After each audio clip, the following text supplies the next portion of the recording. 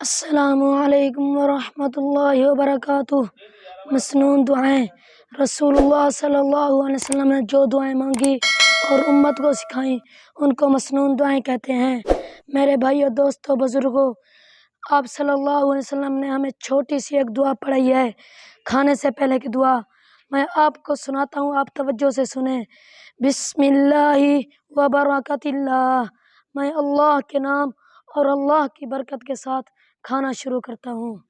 اگر کھانے کے شروع میں بسم اللہ کہنا بھول جائیں تو یہ دعا پڑھیں، بسم اللہ اولہ و آخرہ۔ میں کھانے کے شروع اور آخر میں اللہ کا نام لے کر کھاتا ہوں۔ کھانے کے بعد کی دعا، الحمدللہ الذی اطعمنا وسقانا وجعلنا مسلمین۔